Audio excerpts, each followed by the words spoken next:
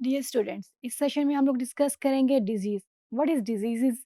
Diseases क्या होती हैं और कितने टाइप्स की होती हैं? तो let's start with the definition of disease. Disease is an abnormal condition that effect the body of an organism or any condition which interfere with normal functioning of the body and impairs the health। कोई भी ऐसी चीज़ जो आपकी normal body function को disturb कर रही है, तो वो आप that might be some chemical agent हो सकता है, कोई वायरस हो सकता है, कोई बैक्टीरिया हो सकता है, यानी जिसकी वजह से आपकी बॉडी फंक्शन इम्पेयर हो रही हो और आपकी हेल्थ डिस्टर्ब हो रही हो, that is known as a disease. और डिजीज को हम कहते हैं बायोलॉजिकल फिनोमेना जो कि बॉडी के अंदर होता है। This often constructed as a medical condition associated with specific science and symptoms. यानी कि अगर हम इसको बायोलॉजिकल फिनोमेना लेते हैं और we can take it as a medical condition, तो उसमें आपकी जो बॉडी जब डिजीज होती है कोई बॉडी के अंदर, तो आपको सर्टन साइन एंड सिम्टम्स आते हैं।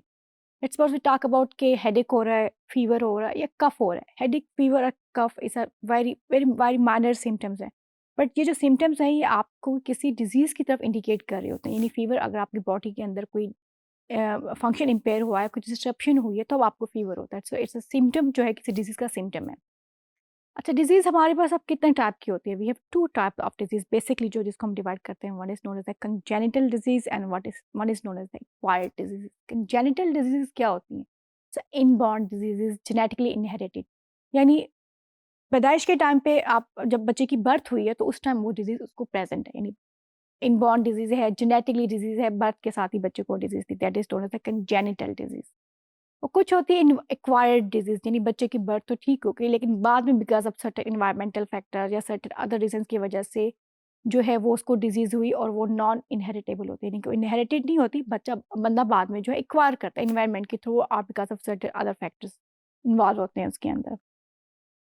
अच्छा, जो कंजेनिटल डिजीज है वो आपकी क्रोमोसोमल एब्नॉर्मलिटीज की वजह से भी हो सकती है, आपकी जीन म्यूटेशन की वजह से भी हो सकती है, जिसमें हमारे पास बहुत कॉमन एग्जांपल्स जो नाइट ब्लाइंडनेस, आज कलर ब्लाइंडनेस की आ जाती है और हीमोफीलिया की आ जाती है।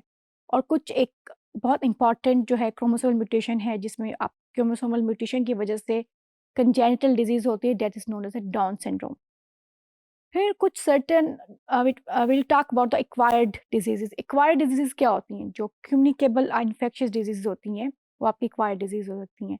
इसमें आपके पास एयर रिस्पॉन्सिबल है, वाटर है, फूड है, फिजिकल कंटेक्ट है, वेक्टर्स है, वायरसेस हैं, फंगस है। एक्वायर्ड डिजीज में आपके पास नॉन कम्युनिकेबल डिजीज भी आती है, जो कि नॉन इन्फेक्शियस डिजीज होती है, जो कि आपके सर्टेन लाइफस्टाइल की वजह से आती हैं।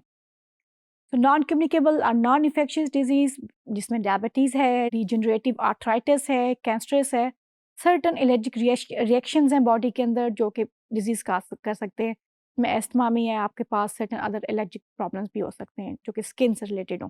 अच्छा, अब इन्फेक्शियस डिजीज जो है, इस any disease caused by the presence of pathogens in the body or resulting from the infections called as infectious disease।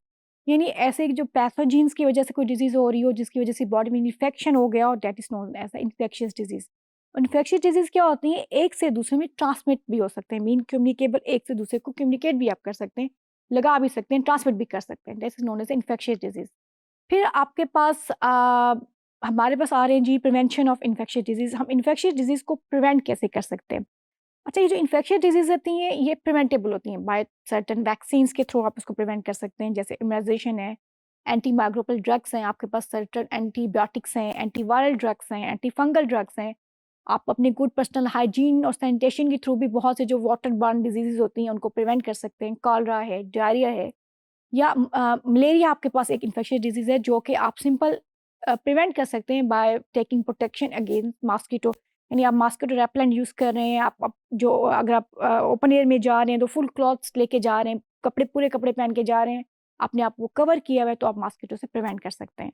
और क्वारंटाइन, सर्टेन इन्फेक्शियस डिजीज़ ऐसी होती हैं जिसमें अगर आप दूसरे से आइसोलेशन इख्तियार कर लें, तो आप उस डिसीज़ से बच सकते हैं। अ, इसकी एग्जांपल मैं आपको ये देती हूँ, जो कोविड-19 19 एक पैंडेमिक आया था 2019 में, तो उसमें जो एक उसकी प्रिवेंशन पॉलिसी थी, उसमें ये क्वारंटाइन भी था। यानी कि अगर किसी को वो डिज़ीज़ हो गई थी, तो उसको 14 डेज़ तक आइसोलेट करना था अपने आप को बाकी फैमिली और फ्रेंड से, ताकि वो अपनी डिज़ीज़ को दूसरे को ट्रांसमिट ना कर सके। तो that's also one of the main preventive measure in prevention of the infectious diseases. फिर इन्फेक्शियस डिजीज़ में हमारे पास वाटर बॉर्न डिजीज़ भी आ जाती हैं। कोई भी ऐसी डिजीज़ जो कि ट्रांसपोर्ट होती है, transported and supported by water is called water borne disease, जिसमें कॉलरा, टाइफाइड, डायरिया है आपके पास।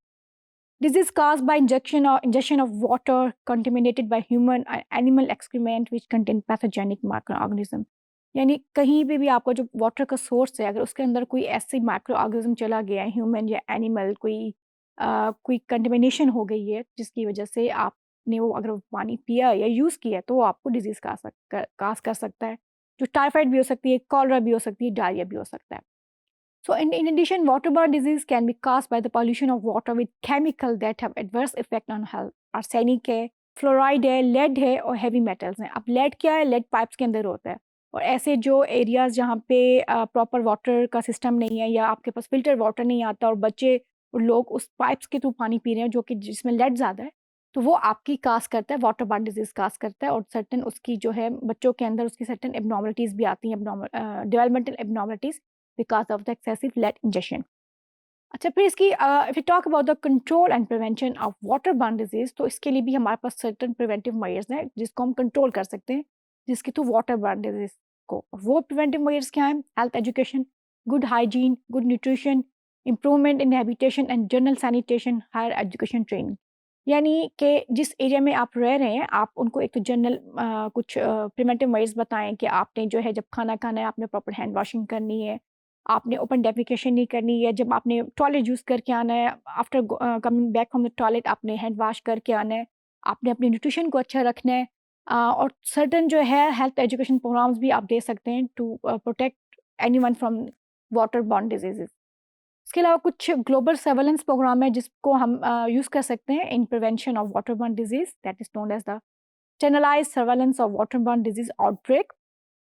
Guideline must be established for investigating and reporting waterborne disease.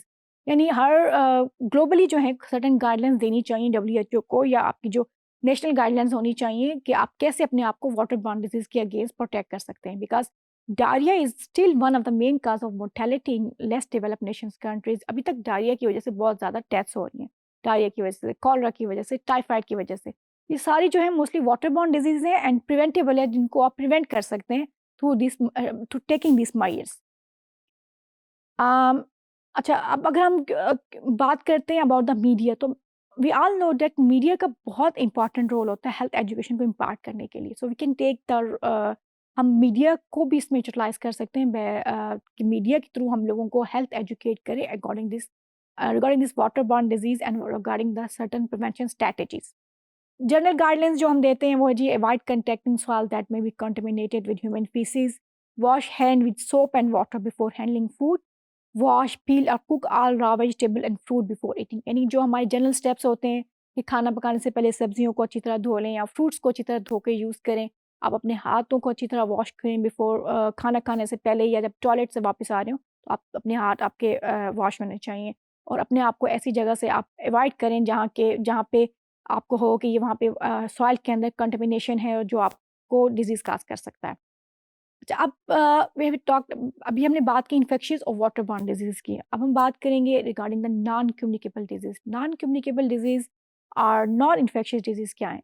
It's also known as non infectious और chronic disease, जो कि long term होती हैं, disability काज़ करती हैं, मोर्टेलिटी भी इसकी वजह से ज़्यादा होती है, और जो सर्टेन आपकी लाइफ़स्टाइल पैटर्न की वजह से आपको होती हैं, और जो कि एक एक्वायर्ड डिजीज़ है, एनवायरमेंटल फैक्टर, लाइफ़स्टाइल फैक्टर जिसमें इन्वॉल्व हैं।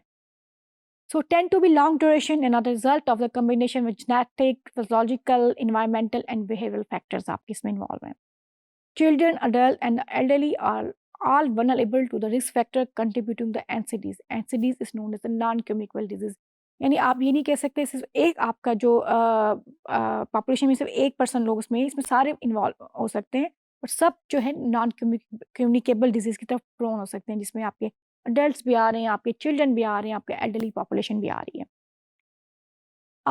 अब अगर हम नॉन कम्युनिकेबल डिजीज़ को फर्दर बात करें तो इसके जो और जो रीज़न्स हैं नॉन कम्युनिकेबल डिजीज़, एक तो आपके लाइफ़स्टाइल है, आपका एनवायरनमेंट है, दूसरा आपकी अनप्लान्ड अर्बनाइज़ेशन है, ग्लोबलाइज़ेशन है, आपकी अनहेल्दी डाइट और फिज़िकल इनएक्टिविटी है।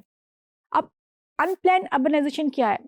शहर बड़े हो रहे हैं आपके और कोई प्लान, उसमें कोई प्रॉपर प्लान नहीं है, कोई सैनिटेशन का सिस्टम नहीं है, आपके पास कोई वाटर का सिस्टम नहीं है, लेकिन आपकी अर्बनाइजेशन बढ़ रही है, तो वो आपकी नॉन कम्युनिकेबल डिजीज़ को इंक्रीज़ करने की one of the main reason.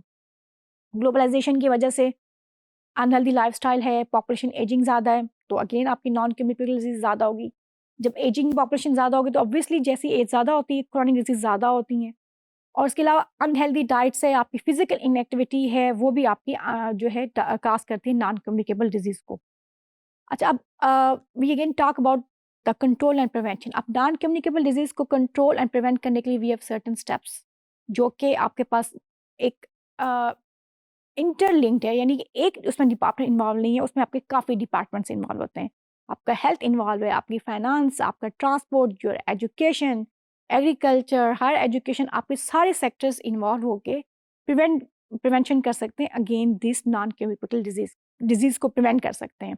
और उसमें आपकी गवर्नमेंट को सर्टेन स्टेप्स भी लेने पड़ते हैं, because by giving good transport, by giving good health education, by giving the health facilities, और एग्रीकल्चर बेहतर करनी चाहिए ताकि प्रॉपर न्यूट्रिशियस फूड मिले आपको, और जो है फर्दर फाइनेंस में होना चाहिए ताकि लोगों के पास प्रॉपर जो है फैसिलिटीज़ हों, या उनको अगर कोई आउट ऑफ द पॉकेट उसको ट्रीट नहीं कर सकता तो उनको फाइनेंसेस मिलने चाहिए कि वो अपनी डिजीज़ को प्रॉपर ट्रीट कर सकें।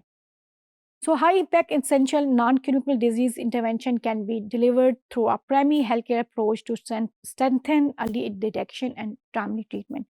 One of the main thing, अगर आप इनिशियल लेवल पे उनको अर्ली डिटेक्ट कर लेते हैं और अर्ली ट्रीट कर लेते हैं, तो वो आप उनकी कॉम्प्लिकेशंस को नहीं बढ़ने देते। तो वो आपकी डिसेबिलिटी को भी कम करते हैं और आपकी मोर्टेलिटी को भी कम करते हैं। बट उसके लिए आपकी अर्ली डिटेक्शन और early treatment is very important, और इसमें आपके पूरे काफ़ी सारे डिपार्टमेंट्स, आपके सेक्टर्स इन्वॉल्व हैं, जो कि सारे मिल के फाइट कर सकते हैं against the non communicable disease को। Thank you very much students.